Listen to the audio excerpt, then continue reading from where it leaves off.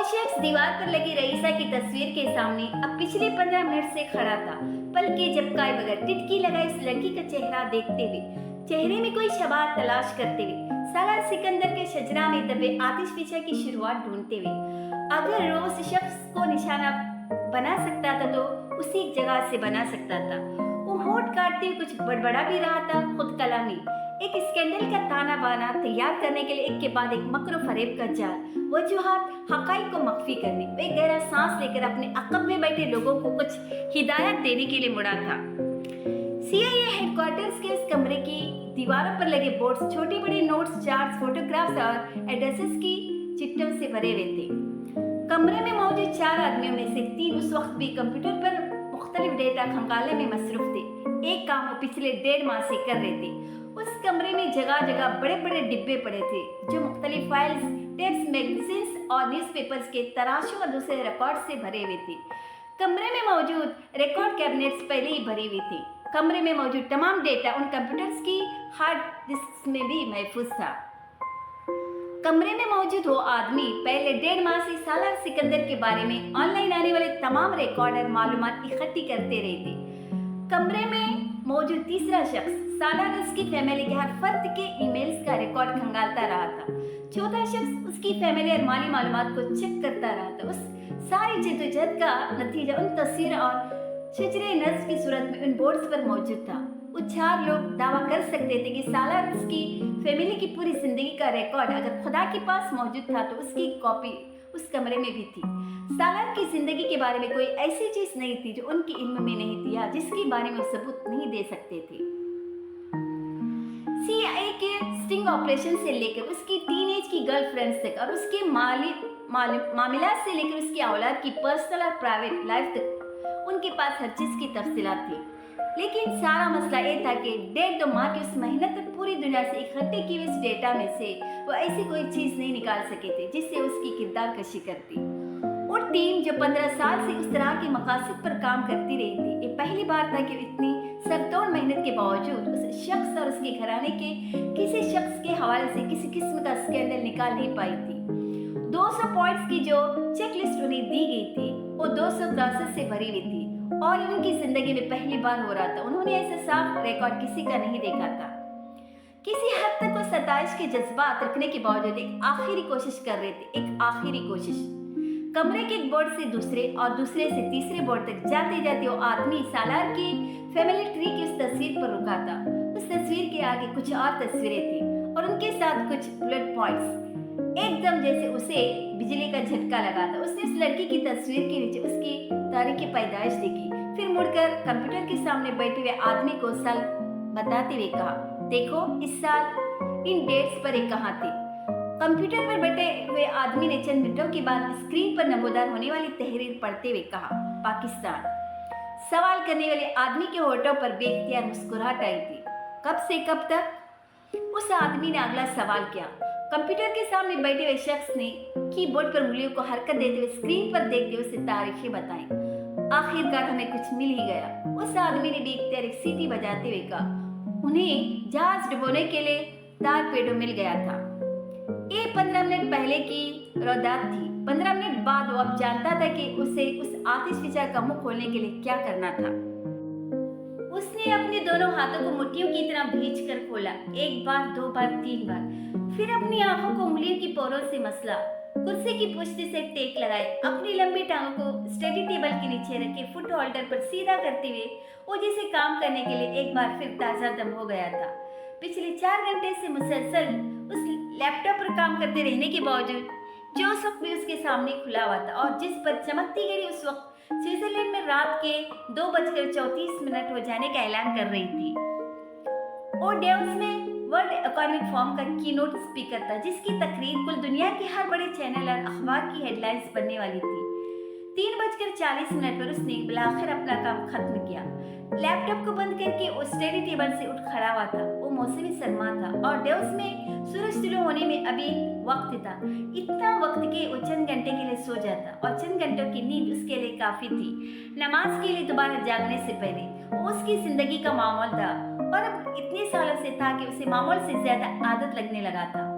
Sofa के सामने मौजूद सेंटर टेबल पर स्विट्जरलैंड और अमेरिका की कुछ बैनुल-अक़वामी जरीदों की कॉपीज पड़ी थी और उनमें से एक के सरीवर्क पर हुमैन सिकंदर की तस्वीर थी।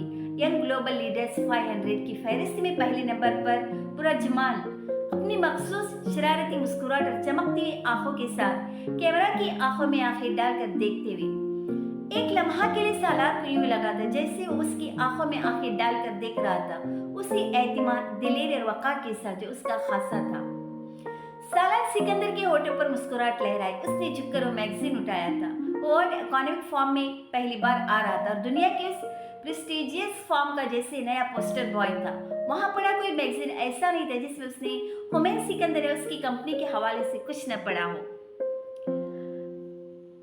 डेविलिशली हैंडसम, डेंजरसली मेटिकुलस। सालार सिकंदर के होठों पर मुस्कुराहट गहरी हुई। वह हेडलाइन हुमैन सिकंदर के बारे में थी जिससे उसकी मुलाकात कल उसी फॉर्म में होने वाली थी जब उसका बेटा भी खिताब करने वाला था। उसने उस मैगजीन को दोबारा सेंटर टेबल पर रख दिया। उसके बेड साइड टेबल पर पड़ा सेल फोन खटका। बिस्तर पर बैठे सालार ने उसे उठा कर देखा। वो वाकई शैतान था, ख्याल आने पर भी सामने आ जाता था। अवे वो हुमैन सिकंदर का टेक्स्ट था। उसे बाप की रूटीन का पता था, खुद भी इंसोम्निया था। यस, सालार ने जवाब में टेक्स्ट किया। बड़ी अच्छी फिल्म आ रही थी, सोचा आपको बता दूं। जवाब आया। सालार को उससे ऐसी किसी जवाब की तवक्का थी। दूसरा टेक्स्ट आया जिसमें उस चैनल का नंबर भी था जिस पर मूवी आ रही थी, उसकी कास्ट के नामों के साथ, जिस पर चार्ल्स हेरन का नाम ब्लॉक लेटर्स में लिखा हुआ था। वो बाप को तंग करने के मूड में था। सालार को अंदाजा हो गया था। Thank you for the recommendation. Salar ने ज़ेर-ए-लब मुस्कुराहट के साथ उसके टेक्स्ट का जवाब दिया। उसकी बात का जवाब नहीं देना उससे ज्यादा बेहतर था।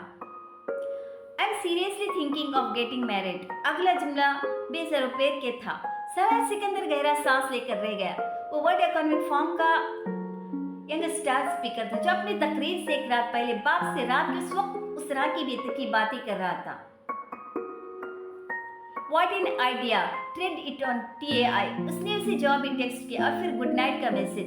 कटार से एक स्माइल इसकी स्क्रीन पर उभरी थी, दांत निकालते हुए। I am serious. Salar phone रख देना चाहता था लेकिन फिर रुक गया। ऑप्शन चाहिए या अप्रूवल? उसने इस बार बेसंजीदगी से टेक्स्ट किया। सजेशंस। जवाब उसी तेज रफ्तारी से आया। टीवी बंद करके सो जा, उसने जवाब उसे टेक्स्ट किया।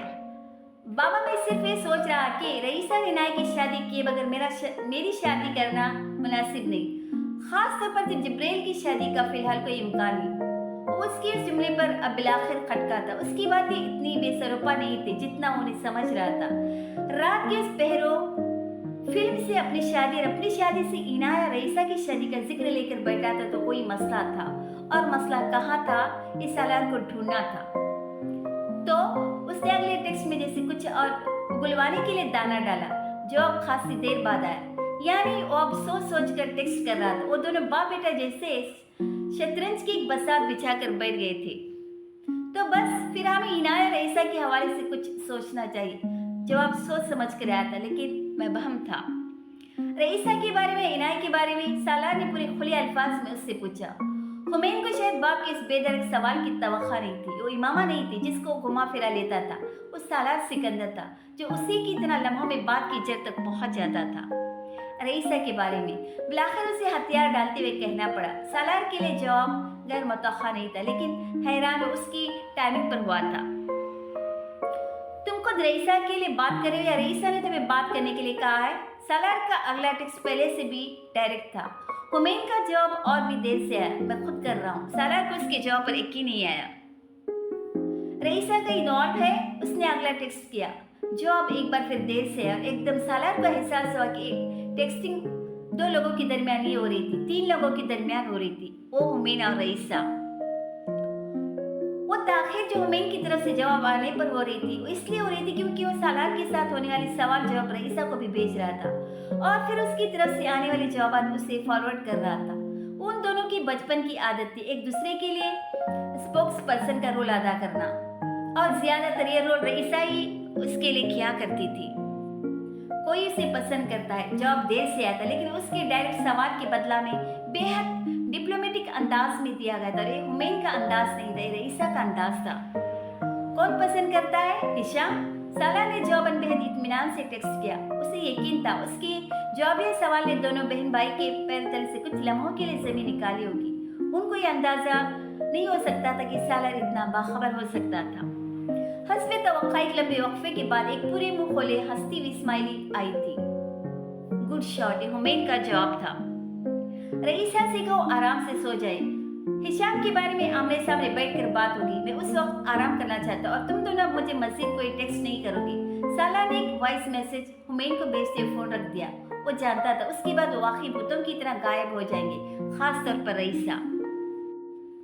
जिब्राइल नींद में फोन की आवाज पर हड़बड़ा कर उठा था। उसे पहला ख्याल हॉस्पिटल का आया था, लेकिन उसके पास आने वाली वो कॉल हॉस्पिटल से नहीं आई थी। उस पर निसा का नाम चमक रहा था। वो गैर मुतवक्का था। एक हफ्ते पहले असवंत की तदफीन के दौरान उसकी मुलाकात निसा से एक लंबे अरसे के बाद हुई थी और उसके बाद उस तरह रात के उस वक्त आने वाली कॉल रिसीव करते हुए दूसरी तरफ से उसने जिब्राइल से मुआसरत की थी कि वो रात के वक्त उसे डिस्टर्ब कर रही थी। और फिर बेहद इस्तराब के आलम में उसने जिब्राइल से कहा था, तुम आयशा के लिए कुछ कर सकते हो? जिब्राइल कुछ हैरान हो। आयशा के लिए क्या? वो पुलिस कस्टडी में। व्हाट? वो हक्का बुक्का रह गया। क्यों? कत्ल के केस में। वो दूसरी तरफ से कह रही थी। जिब्राइल शॉक्ड रह गया। किसका कत्ल? वो अब रोने लगी थी। असवंत का। जिब्राइल का दिमाग घूम कर रह गया। वो यखनी में डूबे रोटी के टुकड़े चमचे के साथ अपने बाप को खिला रहा था। उसका बाप लुकमे को चबाने और निगलने में तकरीबन 2 मिनट ले रहा था। वो हर बार सिर्फ इतनी यखनी प्याले में डालता जिसमें एक टुकड़ा डूब जाता। फिर चमचे से इस टुकड़े को बाप के मुंह में डालने के बाद वो बेहद तहम्मुल से प्याले में नया टुकड़ा डालता जो गर्म यखनी में फूलने लगता था। वो एक ही वक्त में यखनी उस प्याले में डालता तो यखनी अब तक ठंडी हो चुकी होती। यखनी का एक प्याला पीने में उसका बाप तकरीबन 1 घंटा लगाता था। ठंडी यखनी में डूबे रोटी के टुकड़े भी उस रग़बत से खाता जैसे उन गर्म लुक़मों को खा रहा था। सिकंदर उस्मान के जायके की हिस्स आहिस्ता आहिस्ता खत्म हो रही थी। गर्म और ठंडी खुराक में तखसीस करना वो कब का छोड़ चुके थे। सिर्फ उनकी देखभाल करने वाली फैमिली के अफराद थे जो इस तखसीस को उनके लिए अब भी बरकरार रखने की कोशिश कर रहे थे। वो अब भी खुराक उनके लिए मुमकिन हद तक जायकादार बनाकर दे रहे थे, ये जानते हुए भी कि उस जायके से लुत्फ अंदोज हो सकते थे, न उस जायके को याद रख सकते थे। बाप को खाना खिलाने के साथ साथ सालारा और इमामा ने भी वहीं बैठे बैठे खाना खाया था। वो जब भी यहाँ आता था तीनों वक्त का खाना बाप के कमरे में उससे खाना खिलाते हुए ही खाता था और उसकी अदम मौजूदगी में काम इमामा और बच्चे करते थे। उनके घर का ड्राइंग रूम एक अरसा से न होने के बराबर इस्तेमाल हो रहा था। उसके माँ बाप का बेडरूम उसकी फैमिली के अफराद की बहुत सारी सरगर्मियों का मरकज था। ये उस शख्स को तन्हाई से बचाने की कोशिश थी जो कई सालों से इस कमरे में बिस्तर तक महदूद था और अल्जाइमर की आखिरी स्टेज में दाखिल हो चुका था।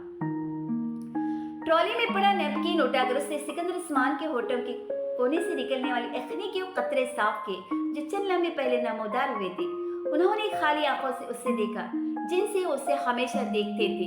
वो उन्हें खाना खिलाते जवाब की तवक्का के बगैर उनसे बात करने की कोशिश किया करता था। उसके बाद की खामोशी के वक्फे अब घंटों पर मुश्तमिल होने लगे थे। घंटों के बाद कोई लफ्ज़ या जुमला उनके मुंह से निकलता था जिसका ताल्लुक उनकी जिंदगी के किसी साल की किसी याद से होता था और वो सिर्फ उस जुमले को साल के साथ जोड़ने की कोशिश में लग जाते थे। सिकंदर उस्मान खाना खाते हुए हमेशा एक टिक उसे देखते थे, अब भी देख रहे थे। सालार जानता था उसका बाप जैसे एक अजनबी का चेहरा पहचानने की कोशिश कर रहा था। उनको खाना खिलाने की कोई एहतियात, कोई मोहब्बत, कोई लगन उनकी यादाश्त पर कहीं महफूज नहीं हो रही थी। वो एक अजनबी के हाथ से खाना खा रहे थे और उनके खत्म होते हुए दिमागी हुलिये उस अजनबी के चेहरे को कोई नाम देने की कोशिश में लगे रहते थे। सालार जानता था उसके बाप को उसके हाथ से खाया वो दोपहर का खाना भी याद नहीं होगा। वो जितनी बार उसके कमरे में आता होगा वो अपने बाप के लिए एक नया शख्स, एक नया चेहरा होगा और सिर्फ वही नहीं, उसकी फैमिली के बाकी सब अफराद भी। सिकंदर उस्मान शायद हैरान होते होंगे कि उनके कमरे में बार बार नए लोग क्यों आते थे। वो अपने घर में अजनबियों के साथ रह रहे थे। उसने यखनी का आखिरी चम्मच अपने बाप के मुंह में डाला, फिर प्याला ट्रॉली में रख दिया। अब वो अपने बाप को चम्मच के साथ पानी पिला रहा था। उसका बाप लंबा घूंट नहीं ले सकता था। इमामा कुछ देर पहले कमरे से उठकर गई थी। उसका सामान पहले एयरपोर्ट जा चुका था। अब बाहर एक गाड़ी उसके इंतजार में खड़ी थी जो उसे थोड़ी देर में एयरपोर्ट ले जाती। उसका स्टाफ बेसब्री से उस कमरे से उसकी बरामदगी का मुंतजर था। सालार ने गिलास वापस रखते हुए बेड पर बैठकर अपने बाप की गर्दन के गिर्द फैला हुआ नैपकिन हटाया। फिर कुछ देर तक सिकंदर उस्मान का हाथ अपने हाथों में लिए बैठा रहा। आहिस्ता आहिस्ता उसने उन्हें अपनी रवानगी का बताया था और उस तशक्कुर व एहसान मंदी का भी जो वह अपने बाप के लिए हमेशा महसूस करता था, खास तौर पर आज। सिकंदर उस्मान खाली नजरों से उसे देख और सुन रहे थे। वो जानता था वो कुछ भी समझ नहीं पा रहे थे, लेकिन एक रस्म थी जो हमेशा अदा करता था। उसने अपनी बात खत्म करने के बाद बाप के हाथ चूमे, फिर उन्हें लुटाकर कंबल ओढ़ा दिया और कुछ देर बाद बेमकसद बेड के पास खड़ा उन्हें देखता रहा था। उसके बाद पता नहीं कब वो अपने बाप के पास आने के काबिल होता। सालार ये नहीं जानता था वो आखिरी खाना था जो उसने अपने बाप के साथ खाया था। ताश का तरफ का पत्ता फेंका जाने वाला था और मोहलत खत्म होने वाली थी। लॉकअप में बैठे उस रात आयशा अब्दीन ने अपनी जिंदगी को रिकेप करने की कोशिश की थी, मगर उसकी जिंदगी में इतना बहुत कुछ हो चुका था कि उस कोशिश में भी नाकाम हो रही थी। यूं जैसे वो 28 साल की जिंदगी नहीं थी, 800 साल की जिंदगी थी। कोई भी वाकया उसे उस तरतीब से याद नहीं आ रहा था जिस तरतीब से उसकी जिंदगी में हुआ था। वो याद करना चाहती थी। लॉकअप के बिस्तर पर छत लेटे छत को घूरते उसने सोचने की कोशिश की थी कि उसकी जिंदगी का सबसे बदतरीन वाकया क्या था, सबसे तकलीफदार तजुर्बा और दौर, बाप के बगैर जिंदगी गुजारना, आसन सास से शादी, उसके साथ उसके घर में गुजारा वक्त, एक माजूर बेटे की पैदाइश, आसन सास से तलाक, असफंद की मौत, या फिर अपने बेटे के कत्ल के इल्जाम में दिन दहाड़े हॉस्पिटल से पुलिस के हाथों गिरफ्तार होना। और उन सारी वाकयात को के बीचों बीच गई और ऐसे तकलीफदा वाकया जो उसके ज़हन की दीवार पर अपनी झलक दिखाते हुए जैसे उसे फहरिस्त में शामिल होने के लिए बेकरार थे। वो तय नहीं कर सकी। हर तजुर्बा, हर हादसा अपनी जगह तकलीफदा था, अपनी तरह से हौलनाक। वो उनके बारे में सोचते हुए जैसे जिंदगी के वो दिन जीने लगी थी और अगले वाक़े के बारे में सोचना शुरू करते उसे अंदाज़ा लगाना मुश्किल हो रहा था कि पिछला वाक़या ज़्यादा तकलीफदा था या फिर जो उसे अब याद आ रहा था। कभी कभार आयशा अब्दीन को लगता था वो ढेर थी, तकलीफ और जिल्लत से सहकर वो अब शर्मिंदा होना और दर्द से मुतासिर होना छोड़ चुकी थी। जिंदगी में इतनी जिल्लत और तकलीफ सह चुकी थी कि शर्म और शर्मिंदगी के लफ्ज जैसे उसकी जिंदगी से खारिज हो गई थी। वो इतनी ढेट हो चुकी थी कि मरना भी भूल गई थी। उसे किसी तकलीफ से कुछ नहीं होता था। दिल था तो उतने टुकड़े हो चुका था कि अब और टूटना उसके बस में नहीं रहा था। जहन था तो उस पर जाले ही जाले थे, इज्जत नफ्स, जिल्लत, इज्जत जैसे लफ्जों को छुपा देने वाले जाले। ये सोचना उसने कब का छोड़ दिया था कि ये सब उसके साथ ही क्यों होता था। उसने तो किसी का कुछ नहीं बिगाड़ा था। उस सवाल का जब वैसे भी उसे अहसन साथ ने रटवा दिया था। लिखो इस कागज पर कि तुम गुनहगार हो, अल्लाह से माफ़ी मांगो, फिर मुझसे माफ़ी मांगो, फिर मेरे घर वालों से माफ़ी मांगो। बेहया औरत, पता नहीं आवाज़ उसके कानों में गूंजना बंद क्यों नहीं होती थी। दिन में रात में सैकड़ों बार उन जुमलों की बाज़गश्त उसे उसके उस सवाल का जवाब देती रहती थी कि ये सब उसके साथ ही क्यों होता था। वो एक गुनहगार औरत थी। ये जुमला उसने इतनी बार अपने हाथ से कागज पर लिखकर अहसन साद को दिया था कि अब उसे यकीन हो गया था कि जुमला हकीकत था। उसका गुनाह क्या था, सिर्फ ये उसे याद नहीं आता था, मगर उसे फिर भी यकीन था कि जो भी गुनाह उसने कभी जिंदगी में किया होगा बहुत बड़ा ही किया होगा, इतना बड़ा कि अल्लाह ताला उसे यूं बार बार सजा दे रहा था। सजा का लफ्ज भी उसने अहसन साद और उसके घर में ही सुना और सीखा था, जहाँ गुनाह और सजा के लफ्ज किसी विरद की तरह दोहराए जाते थे। वरना आयशा अब्दीन ने तो अहसन साद की जिंदगी में शामिल होने से पहले अल्लाह को खुद पर सिर्फ मेहरबान देखा था। बेहया औरत, वो गाली उसके लिए थी। आयशा अब्दीन को गाली सुनकर भी यकीन नहीं आया था। जिंदगी में पहली बार एक गाली अपने लिए सुनकर वो गंग रह गई थी, किसी मुजस्समे की तरह खड़ी की खड़ी, यूं जैसे उसने कोई सांप या अज्जा देख लिया था। वो नाज़ो नम में पली थी। गाली तो एक तरफ, उसने कभी अपने नाना नानी या माँ से अपने लिए कोई सख्त लफ्ज भी नहीं सुना था, ऐसा लफ्ज जिसमें आयशा के लिए तौहीन या तज़हीक होती। और अब उसने अपने शौहर से अपने लिए जो लफ्ज सुना था उसमें तो इल्जाम और तोहमत थी। वो बेहया थी। आयशा अब्दीन ने अपने आप को बहलाया था 100 तावीलें देकर कि एक गाली उसके लिए कैसे हो सकती थी, या शायद उसने गलत सुना था, या फिर उन अल्फाज का मतलब वो नहीं था जो समझ रही थी। वो उस कैफियत पर एक किताब लिख सकती थी, उन तवज्जिहात, उन वजाहतों पर जो पहले गाली सुनने के बाद अगले कई दिन आयशा अब्दीन ने अपने आप को दिए थे। अपनी इज्जत नफ्स को दोबारा बहाल करने के लिए एंटी बायोटिक्स की कोर्स की तरह। लेकिन ये सब सिर्फ पहली गाली की दफा हुआ था। फिर आहिस्ता आहिस्ता आयशा अब्दी ने सारी तवज्जुहात और वजाहतों को दफन कर दिया था। वो अब गालियाँ खाती थी और बेहद खामोशी से खाती थी और बहुत बड़ी बड़ी, और उसे यकीन था कि वो ये गालियाँ डिजर्व करती थी, क्योंकि हसन सर उसे कहता था। फिर वो मारा खाना भी सहूलत से सीख गई। अपनी इज्जत नफ्स को एक और स्लीपिंग डोज देते हुए 5 अफराद का घराना उसे यकीन दिलाने में कामयाब हो गया था कि उसके साथ जो कुछ भी हो रहा था वो उसे डिजर्व कर रही थी। वो मोमिन के कैसे ग्रू में फंस गई थी, जो जुबान की फतरों से उसे भी मोमिन बनाना चाहते थे, क्योंकि वो गुनाहगार थी। हसन सद उसकी जिंदगी में कैसे आया था, क्यों आ गया था? एक वक्त था उसे लगता था उसकी खुशकिस्मती बनकर उसकी जिंदगी में आया था, और फिर एक वो वक्त था जब उसे एक डरावना ख्वाब लगने लगा था, जिसके खत्म होने का इंतजार वो शिद्दत हिम्मत से करती थी। और अब उसे लगता था वो अजाब था जो अल्लाह ताला ने उसे उसके किरदा न किरदा गुनाह पर उस दुनिया में ही दे दिया था। वो हाउस जॉब करती थी जब हसन सद का प्रपोजल उसके लिए आया था। आयशा के लिए कोई अनोखी बात नहीं थी, उसके लिए दर्जनों प्रपोजल पहले भी आ चुके थे और उसके नाना नानी के हाथों रद्द भी हो चुके थे। उसका ख्याल था कि प्रपोजल भी किसी गौर के बगैर रद्द कर दिया जाएगा, क्योंकि उसके नाना नानी उसकी तालीम मुकम्मल हुए बगैर उसे किसी किस्म के रिश्ते में बांधने पर तैयार नहीं थे। मगर इस बार ऐसा नहीं हुआ था। हसन सर के वालिदैन की मीठी जुबान आयशा अब्दीन की फैमिली पर असर कर गई थी, और उस पर भी।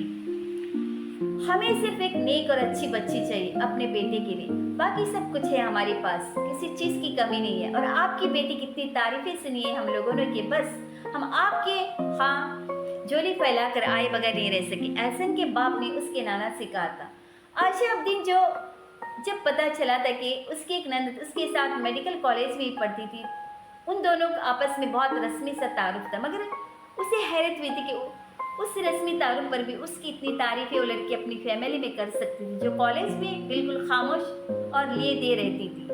आयशा अब्दीन के लिए किसी की जुबान से अपनी तारीफें सुनना कोई अचंभे की बात नहीं थी। वो कॉलेज की सबसे नुमाया स्टूडेंट्स में से एक थी और वो हर तरह से नुमाया थी, एकेडमिक काबिलियत में, निसाबी और गैर निसाबी सरगर्मियों में, और फिर अपनी पर्सनालिटी की वजह से भी। वो अपने बैच की न सिर्फ हसीन बल्कि बेहद स्टाइलिश लड़कियों में गिरदाने जाती थी, बेहद प्रैक्टिसिंग मुसलमान होते हुए भी और मुकम्मल तौर पर हिजाब ओढ़े हुए भी। हिजाब आयशा अब्दीन पर सजता था, ये उसके चरिस्मा को बढ़ाने की चीज थी, और ये राय उसके बारे में लड़के लड़कियों की मुत्तफिका राय थी। और अब उस लड़की के लिए हसन सर का प्रपोजल आया था, जिसकी फैमिली को उसके नाना नानी ने पहली मुलाकात में ही ओके कर दिया था। पता नहीं कौन सादा था, उसके नाना नानी जिन्हें हसन के माँ बाप बहुत शरीफ और सादा लगे थे, या फिर वो खुद के उन्होंने उस खानदान के बारे में लंबी चौड़ी तहकीक सिर्फ इसलिए नहीं करवाई क्योंकि उन्होंने हसन सर के माँ बाप की दीनदारी का पास किया था। लेकिन उसके बावजूद उन्होंने शादी से पहले हसन सद और आयशा की मुलाकात करवाना जरूरी समझा था। हसन सद उस वक्त अमेरिका में रेसिडेंसी कर रहा था, छुट्टियों में पाकिस्तान आया हुआ था। हसन सद से पहली मुलाकात में आयशा को लंबे अरसे के बाद जिब्राइल याद आया था। उसे वो जिब्राइल की तरह क्यों लगा था? आयशा को सवाल का जवाब कभी नहीं मिला। वो शक्ल और सूरत में सिर्फ मुनासिब था, तालीमी काबिलियत में बेहद अच्छा और बातचीत में बेहद मोहतात। उसका पसंदीदा मौजू सिर्फ एक था, मजहब, जिस पर वो घंटों बात कर सकता था। उसके और आयशा अब्दीन के दरमियान कनेक्टिंग फैक्टर यही था। पहली मुलाकात में वो दोनों मजहब की बात करने लगे थे और आयशा अब्दीन उसके एव में आई थी।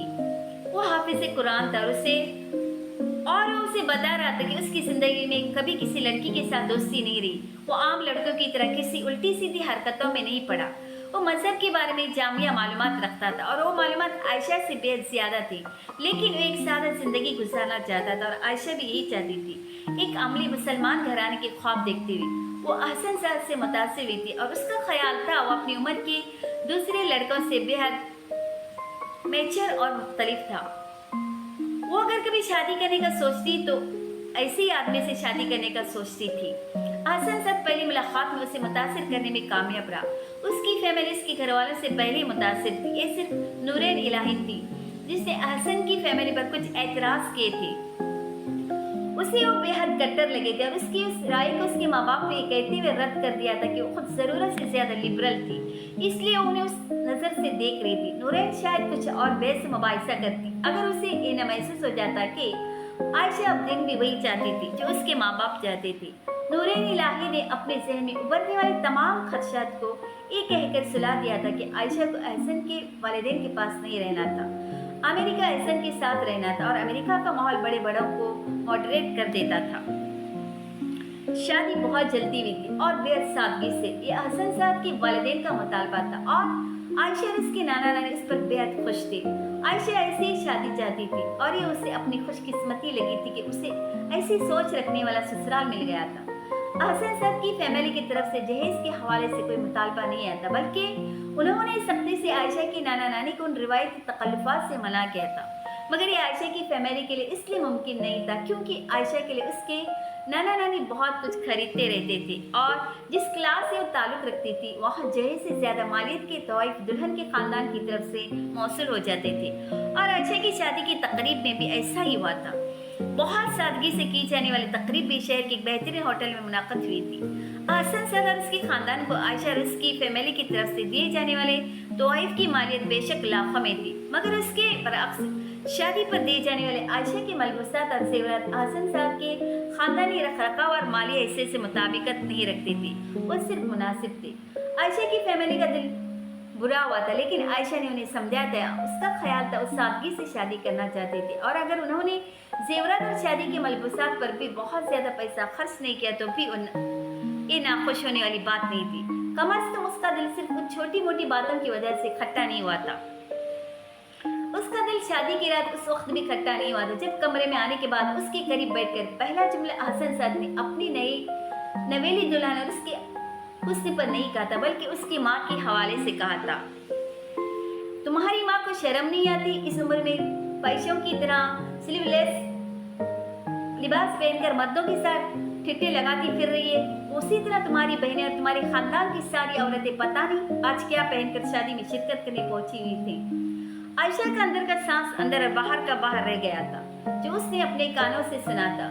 उसे उस पर यकीन नहीं आया था। अहसन का लब लहजा इतना नया और अजनबी था कि उसे यकीन आ भी नहीं सकता था। उनके दरमियान निस्बतें होने के बाद वक्तन फ़ौक्तन बातचीत होती रही थी और वो हमेशा बड़े खुशगवार अंदाज और धीमे लब लहजा में बड़ी शाइस्तगी और तमीज़ के साथ बात करता था। इतना अखर लहजा उसने पहली बार सुना था और जो लफ्ज़ उसकी माँ खानदान की औरतों के लिए इस्तेमाल कर रहा था वो आयशा अब्दीन के लिए नाकाबिल यकीन थे। तुम्हारी माँ को क्या आखिरत का खौफ नहीं है? मुसलमान घराने की औरत ऐसी होती है और फिर बेवा है वो। आयशा आंखें पड़े उसका चेहरा देख रही थी। वो उसे सब क्यों सुना रहा था उसकी समझ में नहीं आ रहा था। एक दिन की दुल्हन थी और ये वो लफ्ज़ नहीं थे जो सुनने के लिए अपनी ज़िंदगी के एक अहम दिन के इंतज़ार में थी। वो आधा घंटा ऐसी औरतों के बारे में लानत मलामत करता रहा था और उसे ये भी बता रहा था कि उसकी फैमिली को अंदाज़ा नहीं था कि उसकी माँ और बहनें इतनी आज़ाद ख्याल थी और अमेरिका में उनका लाइफ स्टाइल था। उन्होंने उसके नाना नानी खुद उसे देखकर रिश्ता तय किया था। वो अहसन साहब से कहने की जुरात नहीं कर सकी कि उस रिश्ते के तय होने से पहले अमेरिका में 2-3 बार उसकी माँ और बहनों से मिल चुका था और रिश्वतें होते हुए भी उसकी फैमिली उसकी माँ और बहनों से मिल चुकी थी। वो आज़ाद ख्याल थे तो ये उनसे छुपा हुआ नहीं था जिसका इंकशाफ उस रात होने पर यूँ सदमा ज़दा हो गए थे। अहसन साहब के पास मजहब की ऐसी तलवार थी जिसके सामने आयशा अब्दीन बोलने की हिम्मत नहीं कर सकती थी। उसे दिल ही दिल में मान लिया था कि गलती उसकी माँ और बहनों ही की थी। वो इस्लामी लिहाज से मुनासिब लिबास में नहीं थे और अहसन और उसकी फैमिली अगर खफा थी तो शायद जायज़ ही था। उस रात अहसन साहब ने उस इब्तिदाई के बाद एक लंबी तकरीर में उसे बीवी और एक औरत की हैसियत से उसका दर्जा और मकाम सुना और समझा दिया था जो सेकेंडरी था। वो सर हिलाती रही थी। वो सारी आयात और हदीस के हवाले आज की रात के लिए जैसे इकट्ठा करता रहा था। वो बेहद खामोशी से सब कुछ सुनती गई थी। वो वक्ती गुस्सा नहीं था, वो इरादतन था। वो उसे नफसाती तौर पर हिला देना चाहता था और उसमें कामयाब रहा था। आयशा जैसी पूरी एतमाद लड़की की शख्सियत पर पहली ज़रब थी जो उसने लगाई थी। उसने उसे बताया था कि उस घर और उसकी ज़िंदगी में उसके माँ बाप और बहनों की बात आती है और हाँ, इस फहरिस्त में उसने अल्लाह को भी पहले नंबर पर रखा था। आयशा अब्दीन को उसने जैसे दायरे से बाहर खड़ा कर दिया था जिसके अंदर उसकी अपनी ज़िंदगी घूमती थी। 21 साल की एक नौउम्र लड़की जिस तरह हरासा हो सकती है ऐसी ही हरासा हवास बाख्ता हुई थी। अहसन साहब ने उससे कहा था उसके और आयशा के दरमियान जब बातचीत होगी आयशा उसे किसी से शेयर नहीं करेगा।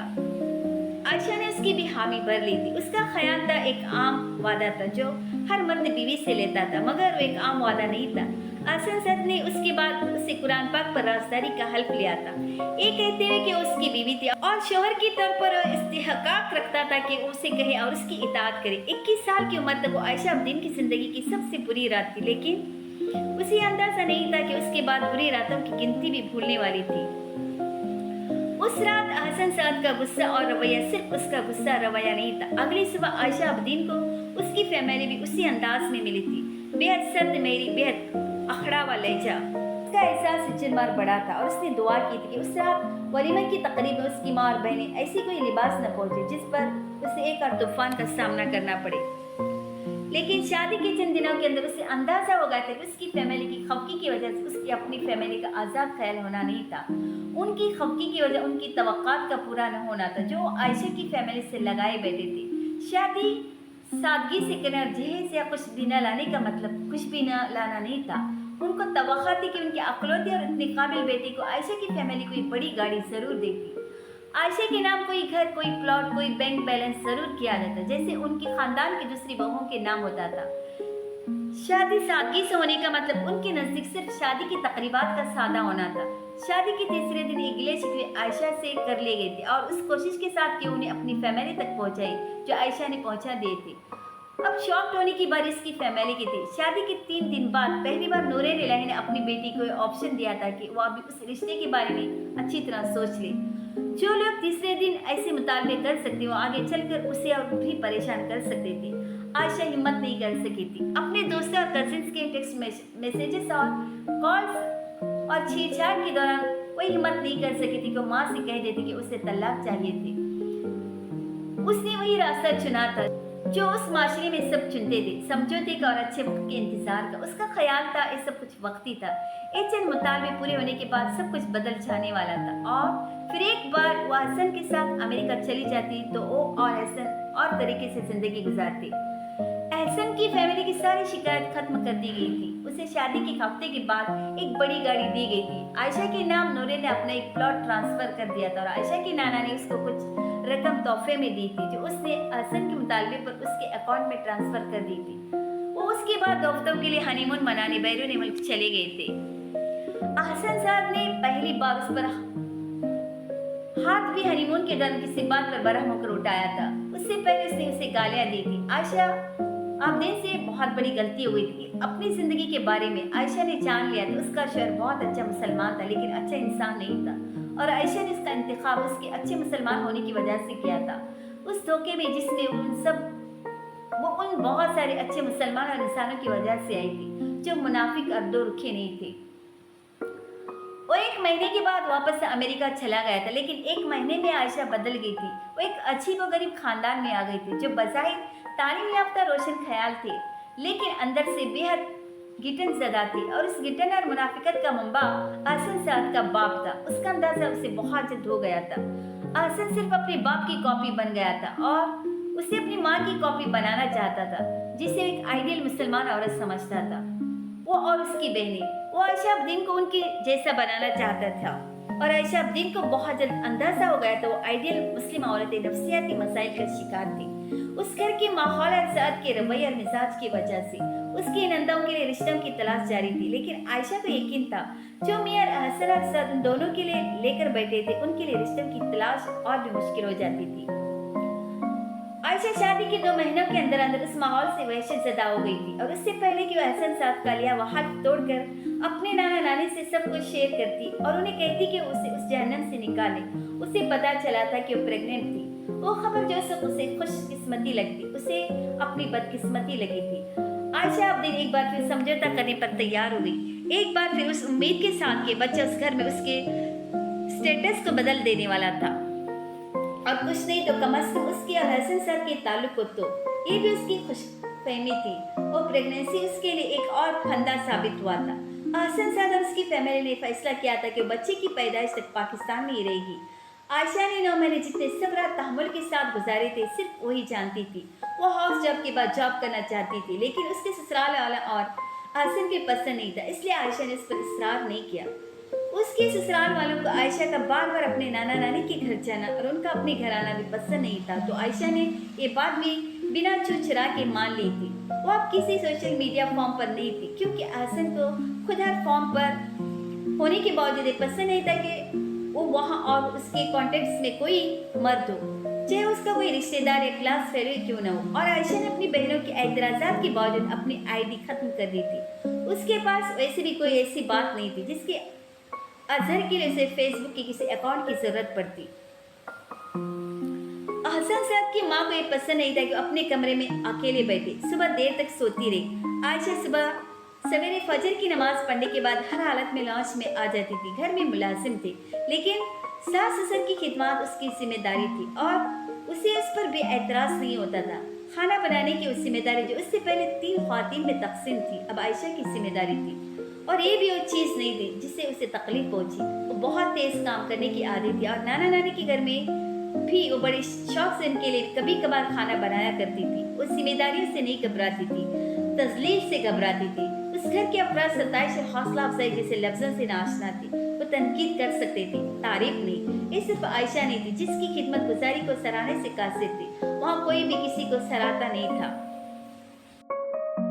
वो उस घर में सवाल करती तो अपने आप को अहमक लगती कि उसने खाना कैसा बनाया था। शुरू में बड़े शौक से किए जाने वाले सवालात का जवाब उसे बेहद तज़ीक आमेज़ जुमला और तमस्खर से मिला था। कभी कभार उसे लगता वो भी नफ्सियाती होना शुरू हो गई थी। आसन सद उसके लिए एक ऐसा जाबिता कर गया था जो वो गलती करेगी तो कागज पर लिखकर अपनी गलती का एतराफ करेगी, अल्लाह से एक मदोली की माफी मांगेगी, फिर उस शख्स से जिसकी उसने नाफरमानी की हो। एक हफ्ते में कम से कम एक बार आयशा ऐसा एक माफीनामा घर के किसी न किसी फर्द के नाम लिख रही होती थी और फिर आहिस्ता आहिस्ता उसे अंदाजा हुआ वो माफीनामा भी साथ की इजाद थी। आसन सद अपना सारा बचपन अपनी गलतियों के लिए अपने बाप को ऐसे माफीनामे लिख कर देता रहता था और अब अपनी बीवी के गले में उसने वही रस्सी डाल दी थी। आयशा पहले हिजाब करती थी, अब वो नकाब और दस्ताने पहनना भी शुरू हो गई थी। उसने बाल कटवाना छोड़ दिया था, भुओं की तराश खराश, चेहरे की बालों की सफाई, सब कुछ छोड़ दिया था, क्योंकि उस घर की औरतें उनमें से कोई काम नहीं करती थी। वो आइडियल औरतें थी और आयशा अब्दीन को अपने आप को उनके मुताबिक ढालना था। अपने बाहर को दूसरों के बनाए सांचों में डालते डालते आयशा अब्दीन के अंदर के सारे सांचे टूटना शुरू हो गए थे। उसके नाना नानी और फैमिली को ये पता था कि उसके ससुराल वाले अच्छे लोग नहीं थे, लेकिन आयशा इस घर में क्या बर्दाश्त कर रही थी उन्हें उसका अंदाजा नहीं था। वो उस हल्फ को निभा रही थी जो वो शादी की पहली रात ले बैठी थी। कोई भी उससे मिलने पर, उससे फोन पर बात करने पर उसे कुरेदता रहता। आयशा के पास बताने को कुछ भी नहीं होता था सिवाय उसके वो अपने घर में बहुत खुश थी और उसकी नाखुशी दूसरे की गलतफहमी थी। और उन 9 महीनों के दौरान उसका और एहसन साथ का ताल्लुक न होने के बराबर था। वो शादी पर वापस जाने के बाद बच्चे की पैदाइश तक दोबारा वापस नहीं आया था। उनके दरमियान फोन पर और स्काइप पर बात भी बहुत मुख्तसर होती और उसमें तब वक्फा पड़ जाता जब हसन के घर में कोई उससे खफा होता। वो अमेरिका में होने के बावजूद घर में होने वाले हर मामले से आगाह रखा जा रहा था, खासतौर पर आयशा के हवाले से। आयशा को कभी कभार लगता था वो शोहर और बीवी का रिश्ता नहीं था, एक बादशाह और कनीज का रिश्ता था। हसन साथ को उसमें वैसी इताअत चाहिए थी और अपने दिल पर जबर करते वो बीवी बनने की कोशिश कर रही थी जो बीवी हसन साथ को चाहिए थी। असफन की पैदाइश तक के अरसे में आयशा अपने कुछ की कुछ हो चुकी थी। जिस घटन में वो जी रही थी उस घटन से उसके बच्चे को भी मुतासिर किया था। उसका बेटा असफन नॉर्मल नहीं था। ये आयशा अब्दीन का एक और बड़ा गुनाह था।